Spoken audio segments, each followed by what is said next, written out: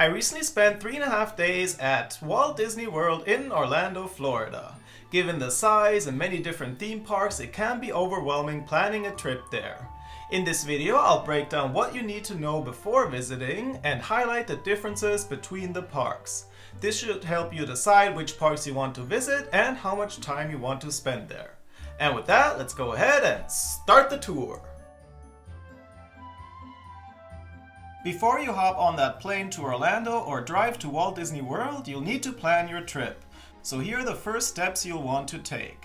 Buy your tickets on the Walt Disney World website, and depending on what ticket type you get, there may be savings compared to buying the tickets at the ticket window. Note that prices fluctuate depending on when you visit, and make sure to pay attention to the opening hours as well. Sometimes parks close early due to special ticketed nighttime events. You'll get to choose between different ticket options. You could get an annual pass, but I will focus on the regular tickets. You can get the one park per day ticket where you'll visit one specific park on any given day. At a higher price, you can also get the park hopper ticket where you can visit multiple theme parks on the same day. After entering the first park, you can hop over to another park after 2 p.m. You can also get a ticket which gives you the option to visit a water park as well, so check out the different ticket types and see what works for you. Later in the video, I'll talk about the different theme parks, and that should help you decide which ticket works best for you. Also, feel free to leave a comment below with any questions you may have. Note that theme park reservations are no longer required since January 9th, 2024. On the Walt Disney World website, you can also look at the different accommodation options within the resort. Make sure to reserve your hotel in advance, and I'll break down the hotel options in this video as well.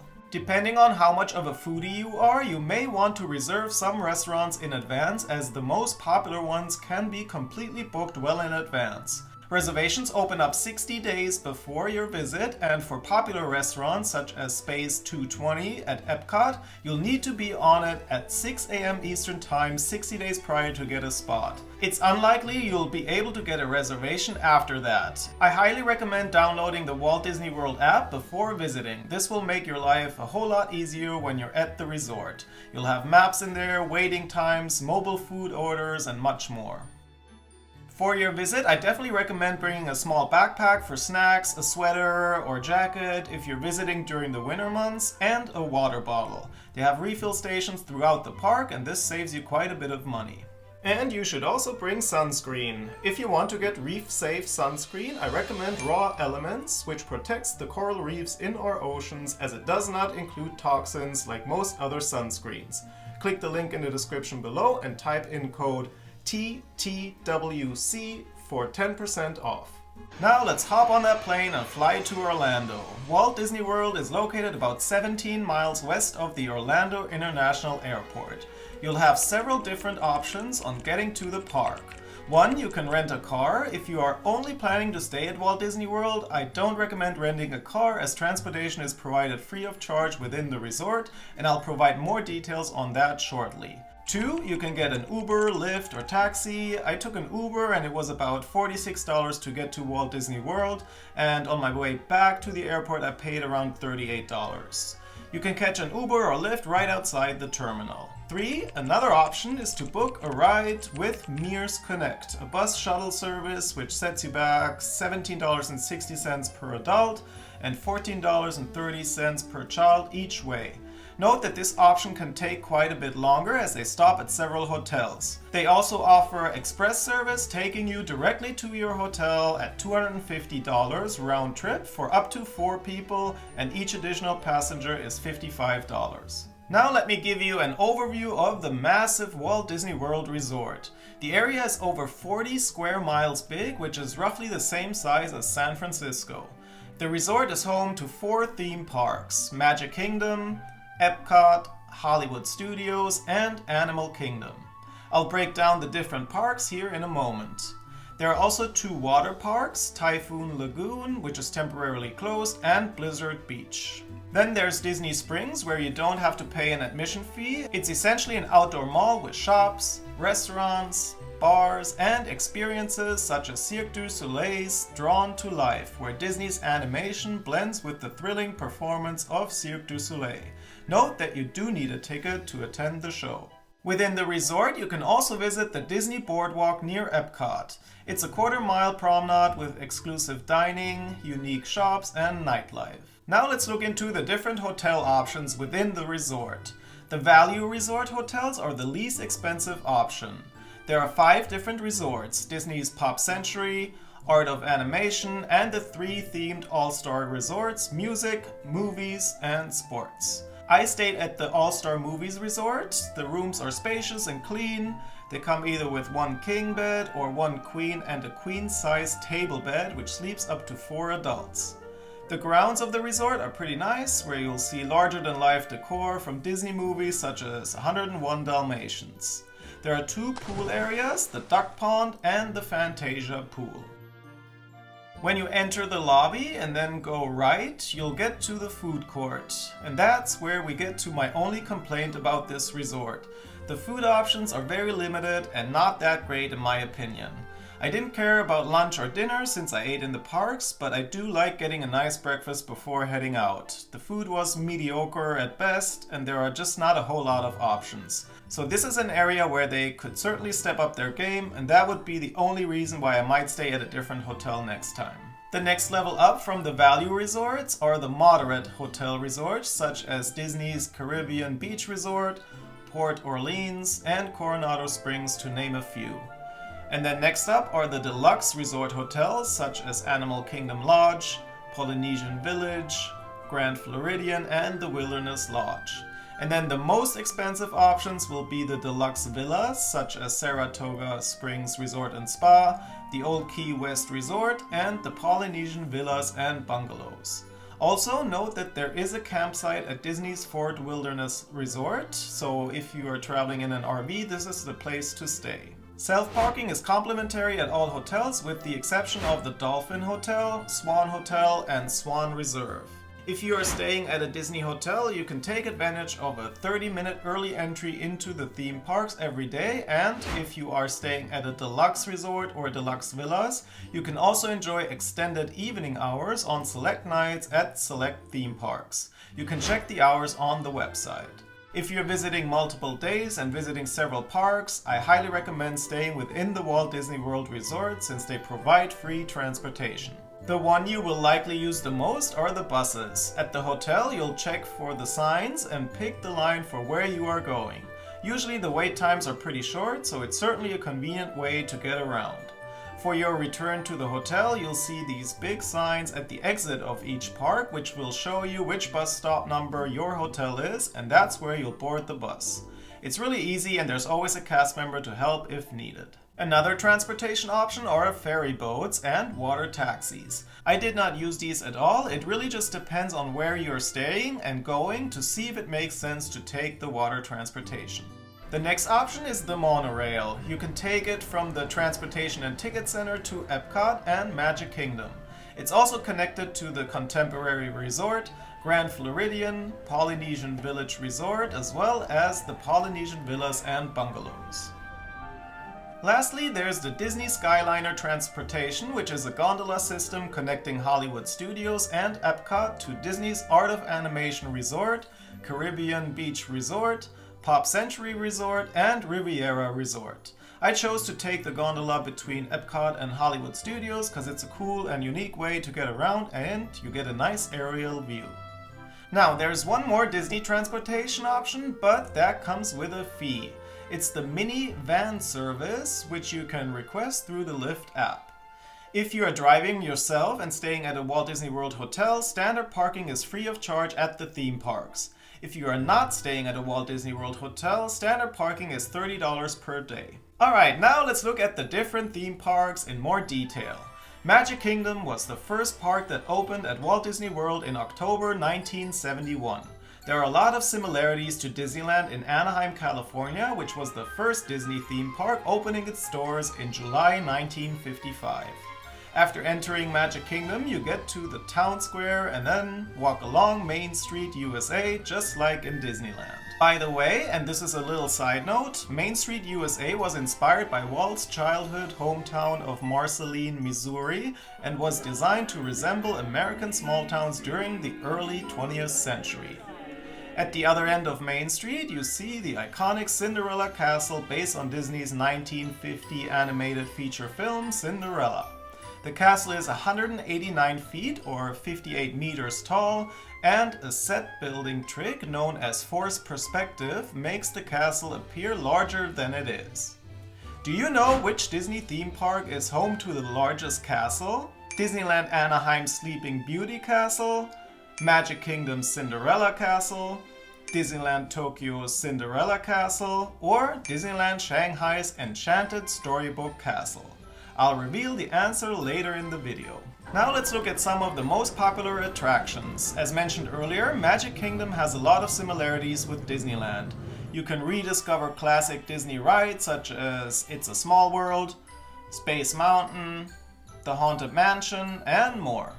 If you've been on these rides at Disneyland, you'll notice that there are differences, so it's still worth checking them out. And now, let's talk about Tron Light Cycle Run, the newest addition to the park which opened in April 2023. And I gotta say, that's an amazing ride. If you love roller coasters, you have to go on this one. I was blown away. It's very unique because you sit in the ride pretty much like you're riding a motorcycle, and the speed is just incredible.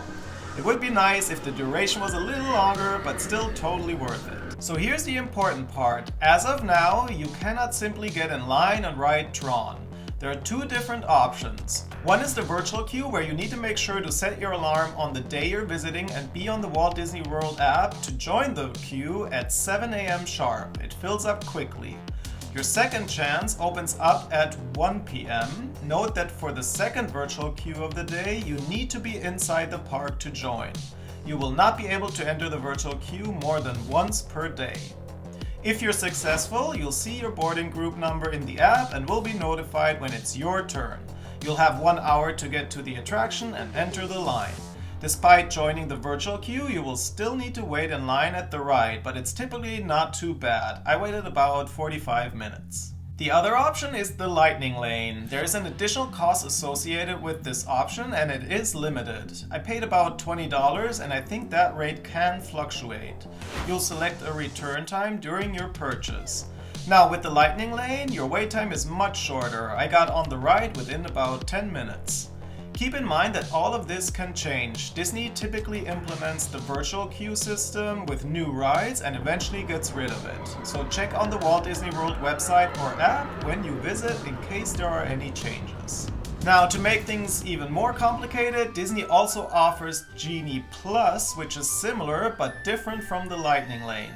While Lightning Lane only gives you access for one specific attraction, you can also purchase Genie Plus, which gives you Lightning Lane entrances for several select attractions and experiences, excluding the attractions with the individual Lightning Lane. With Genie Plus, you'll select the first ride and you'll get a return time. To book another Genie Plus Lightning Lane attraction, you have to redeem your first Genie Plus Lightning Lane selection or wait 2 hours, whichever comes first. Only then you can book the next attraction. I know this all sounds a bit complicated, so let me know if you have any questions. Alright, this wraps up the first theme park, and if you're looking for that classic Disney experience, Magic Kingdom is the park for you. And now let's head to the next one. Here we are at EPCOT, which opened 11 years after Magic Kingdom in 1982, and was originally named EPCOT Center. As you enter, you see this giant globe home to the attraction Spaceship Earth. It's a slow ride where you travel through time and explore the remarkable history of human communication from the Stone Age to the computer age. It takes about 16 minutes, and I really enjoy traveling back in time and seeing how things have evolved over time. When you go, pay attention to the music. Emmy winner Bruce Broughton conducted a 63-piece orchestra and 24-voice choir for his musical score, and you'll notice that each scene features styles and instruments appropriate to the era. Now we continue to the left, where we get to the World Discovery area. You'll find Mission Space here, a flight simulator with two options. You can either go to Mars with the more intense orange mission, or go on the green mission orbiting the Earth, which is less intense. This is also where you'll find the Space 220 restaurant and lounge that I mentioned earlier. Due to its popularity, you should make reservations as soon as they open up. There are two more rides in this area. One is Test Track, where you take a high-speed drive in a car, and then my absolute favorite ride of all the parks, Guardians of the Galaxy Cosmic Rewind.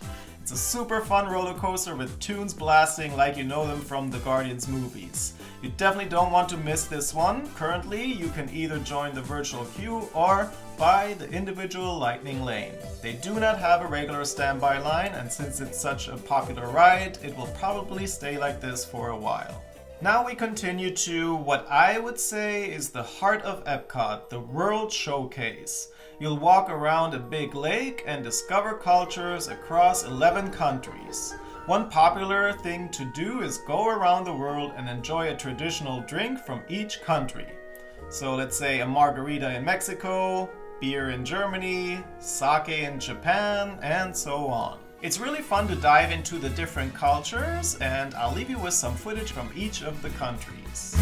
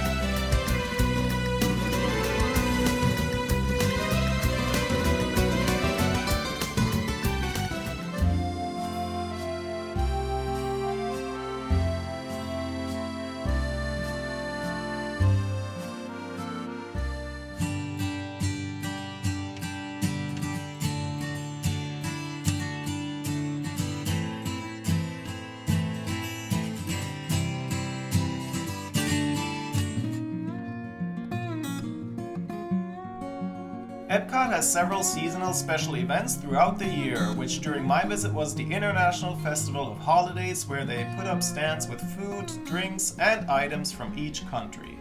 After going around the world, we get to the area called World Nature, which is home to attractions like the Seas with Nemo and Friends, as well as Soarin', which you might already know from Disney California Adventure in Anaheim. And then there's Journey of Water, inspired by Moana, the newest addition to EPCOT. You'll walk along a lush trail to interact with water and discover its playful personality.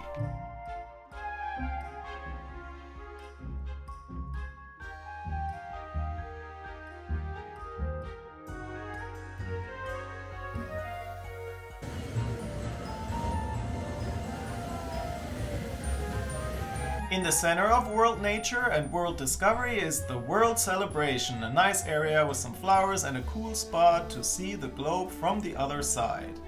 Now before we leave EPCOT, I want to briefly mention that different parks have nighttime entertainment such as fireworks. These can change, so make sure to check the Walt Disney World website or app to see what's happening during your visit.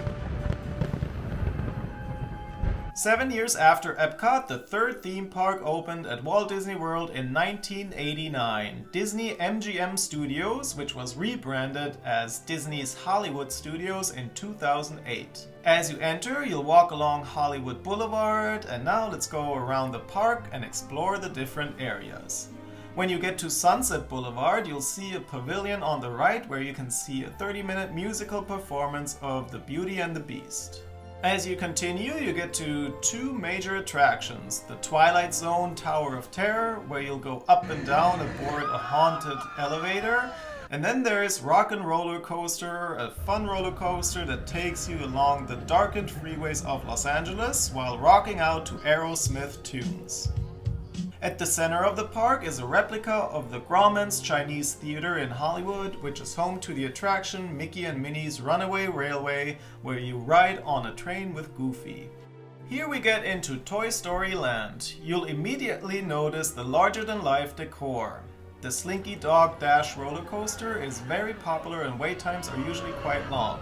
There's Roundup Rodeo Barbecue, which is buffet style, or for a quick bite, grab a sandwich at Woody's Lunchbox. As we leave Toy Story Land, we travel to a different planet, Batuu. This is Star Wars Galaxy's Edge.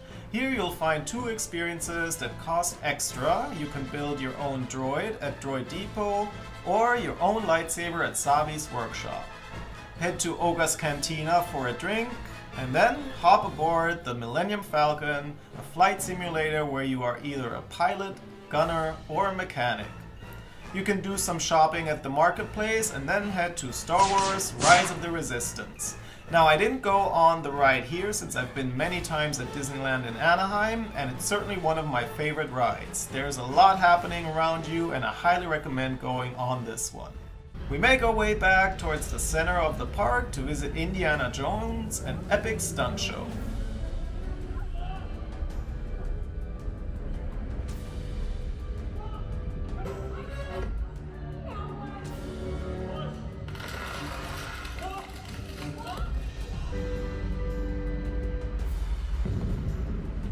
This wraps up our visit to Hollywood Studios, and now on to the next one. The fourth and latest theme park addition to Walt Disney World, Animal Kingdom, opened in 1998. This park is full of nature with lush vegetation and animals. You can essentially see it as a combination of a theme park and a zoo. You'll first walk through an area called Oasis with several animals such as this giant anteater. As you continue, you'll get to Discovery Island, which is the center of the park. The Tree of Life towers over the park as its iconic symbol, celebrating all living creatures. It features more than 300 animal carvings, and inside the root system of the tree you can watch a 3D movie named It's Tough to Be a Bug. Now let's cross over to Pandora, the world of Avatar. It's a really cool area to see and walk around. You truly feel immersed in the world of Pandora. Another attraction that I highly recommend going on is Avatar Flight of Passage. It's a simulator where you fly on the back of a mountain banshee, discovering this amazing land. Definitely check this one out, it's a lot of fun. Next to it is another attraction called Navi River Journey, a boat ride through a bioluminescent rainforest alive with the sights and sounds of exotic plants and creatures on all sides. If you're looking for a bite to eat, check out Satuli Canteen, which offers a healthy and unique menu inspired by Pandora's bounty. It's very tasty and the prices are reasonable. Now let's check out Africa. Again, all the decor and design is so well done that you feel like you're actually in Africa. You can go on the Gorilla Falls Exploration Trail, where you walk along a path offering views of some incredible animals, including the world's largest primates. There is also the Kilimanjaro Safari. You'll go on a guided tour of an African savanna. It's a bit of a bumpy ride, but you get to see many exotic animals roaming around this vast area.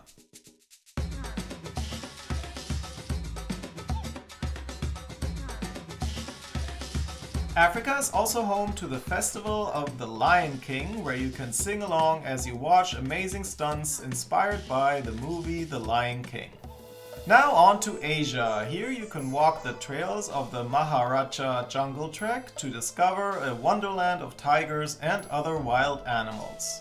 Asia is home to two attractions, the Kali River Rapids, and then you have the Expedition Everest roller coaster ride. This is certainly also a fun one.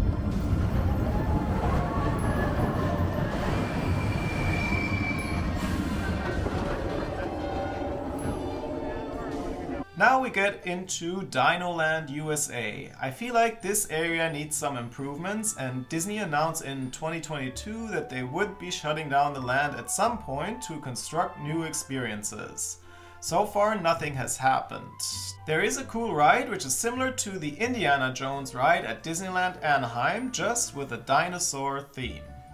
Alright, earlier in the video I asked which Disney theme park is home to the largest castle.